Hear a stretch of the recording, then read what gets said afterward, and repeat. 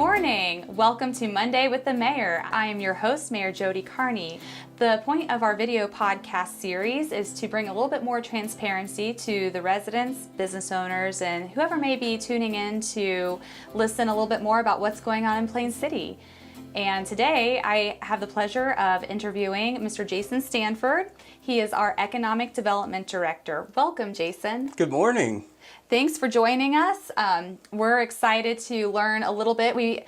You are Plain City's first Economic Development Director. Yes, I'm very excited. I was appointed back in July of 22, and we've hit the ground running since. Has it been that long?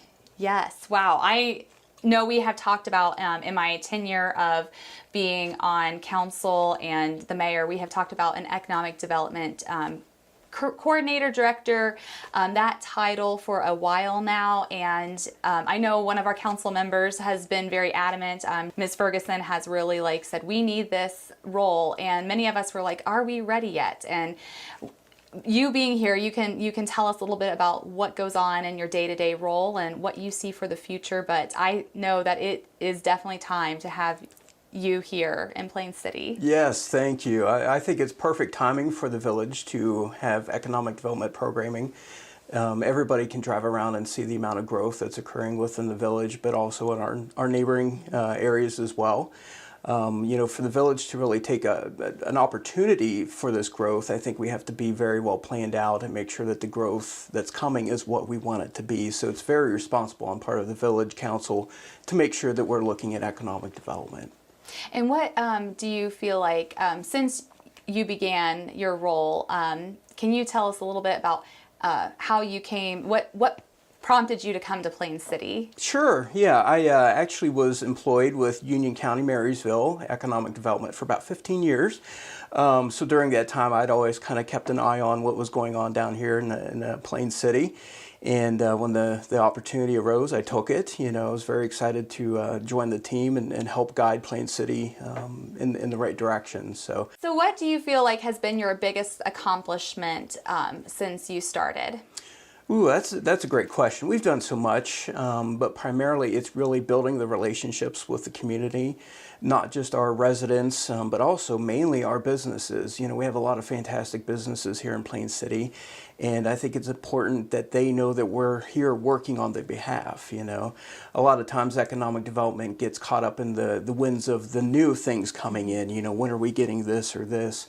But primarily in Plain City, we have a really deeply rooted business community, and it's been really great to meet and get to know a lot of those people. So that's been the biggest accomplishment so far. And I appreciate that too, having someone consistently out there working with our business owners, making sure that they are kept in the loop. Sometimes a lot of times that it's our residents who may know things more so, and our business community is like, wait, I didn't know this was happening. So I appreciate your efforts in that endeavor.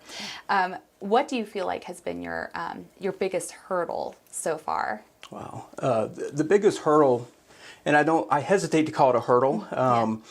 We have such a tremendous amount of growth that's coming our way, whether or not we want it to happen. We have to be prepared for it, and as I mentioned, this is the perfect time for Plain City to start getting involved with economic development. So we have really been trying to figure out the lay of the land, trying to figure out where development is going to go and how it needs to be done responsibly. Because any community can grow, but is that growth going to be what you want it to be? And that's probably our biggest challenge, is figuring out what that growth needs to look like, and how we basically take that and make the community a smart growth type community. There are a lot of communities around Central Ohio that we can use as examples, both from a positive impact of development, but also a not so positive impact. So we are fortunate in that regard that we can look to our neighbors for some guidance on how we grow in the future. So you have been helping to coordinate an economic development strategy. Can you tell us a little bit more about that? So with the residential development, it's inevitable that we'll receive more commercial and industrial type development as well. I think a lot of times the residential gets a lot of our attention because there's so much of it, but we will be seeing a lot of industrial growth coming as well. So to prepare for that, we've engaged a outside consultant who's very well known in the Columbus region, worked with many other communities, to help us craft our first economic development strategy. And the big part of this plan is to really help us identify what industries we should be targeting, what makes sense for Plain City. Obviously, there's a lot of business opportunities in Central Ohio, but not all of it makes sense for us. You know, we're not necessarily a smokestack chasing community. You know, we want smart growth, we want quality jobs, high-tech jobs, things like that. So the development strategy is going to flesh that out for us. But then also it'll give us a path forward. It'll give us the recommendations that we it'll give us recommendations that we as a village need to follow in order to achieve that type of growth as well. Wonderful. And along with the strategy, we also have added an additional council committee, and that's the Economic Development Committee. Can you talk about a little bit what this group of residents and business leaders, and we also have our superintendent for Jonathan Alder School Districts as a part of that. Can you tell us a little bit about what your goal for this committee will be? Sure. So economic development touches all of us, whether we're residents or businesses or just community stakeholders. So it's important that everybody has a voice in how we develop. So the Economic Development Committee, which is a part of Village Council, is really going to be our eyes and the ears out in the community, so we can respond accordingly to if there are concerns about our growth or the types of projects we're getting. But more or less, it allows us to be a good convener of information. There's a lot of misinformation about development, and it's important for us to be able to alleviate concerns in the community as well. So that group will really be a part of that, communicating those issues back and forth and helping us build better relationships with the residents and businesses.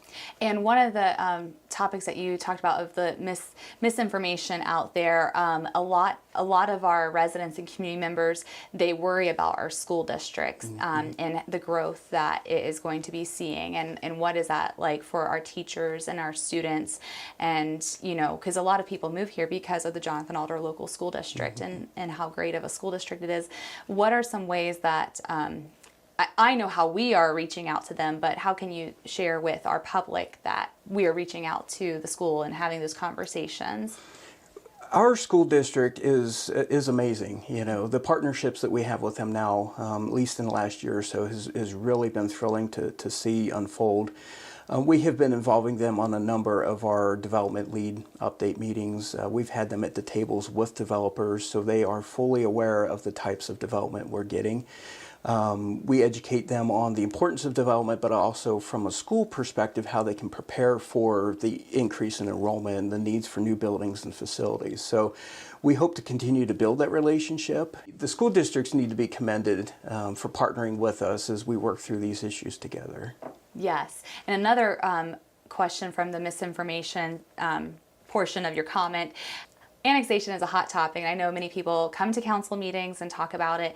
They comment online, and it's always like the village just wants to annex all the land that they can get, or they're not preparing for growth at all. They don't care about the residents. They don't care about us. They just want to grow.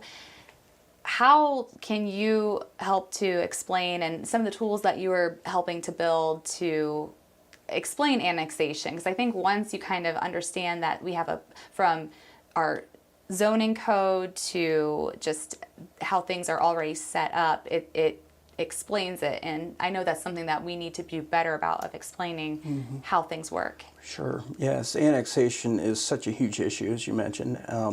It's one that we often get phone calls about as well. You know, why is the village annexing or allowing, you know, these properties to be annexed? One of the very biggest things I want to clear up is that the village does not force property owners to annex. We can't. Legally, there's no way for us to do that, not that we would if we could. However, annexation is purely a voluntary process where the property owners come to the village and request to be annexed into the village. From there, once we receive a request, either informal or an actual application, we really take the time to make sure that that annexation makes sense for the village. You know, we're not out there doing land grabs or just adding property, but we want to make sure that it fits within our goals as a community as well. And so far, most of the annexations we've had lately do fit into the goals, the strategic vision of the community. Another thing I want to address that we're aware of is how annexation impacts townships. And while in the past there are annexations that have been used by other communities that do financially impact townships, the ones that we utilize here in Plain City do not. We make sure that we work with all of our community stakeholders, including the townships and the schools, to make sure that annexation is really beneficial to as many people as we can make it. That is great, because I know our townships play a vital role in our communities and that each form of government has their place and purpose. Is there anything else that you would like to inform our residents or whoever may be watching this video podcast about your role and things that you have for the future? Sure. It's a very exciting time to be in Plain City. It's very exciting to be in Central Ohio. So we have a tremendous amount of growth coming to Plain City, and we're prepared for it. You know, we're taking steps now through our planning division, even our land use plans and things like that, to make sure that development is really what we want it to be. We hear the concerns in the community, we understand those concerns, but we are working the best we can to make sure that our future is as bright as it can be. Well, thank you, Jason, for joining us today, and really appreciate your time. And I look forward to having you back on Monday with the Mayor sometime in the near future to talk about where this the economic development strategy is going and just more updates on the economic development forefront. So thank you again for your time today. And that concludes another Monday with the Mayor. In the meantime, if you have any questions, feel free to reach out to me and I will try to get your questions or comments taken to council or answered in the meantime. And as always, have a wonderful day.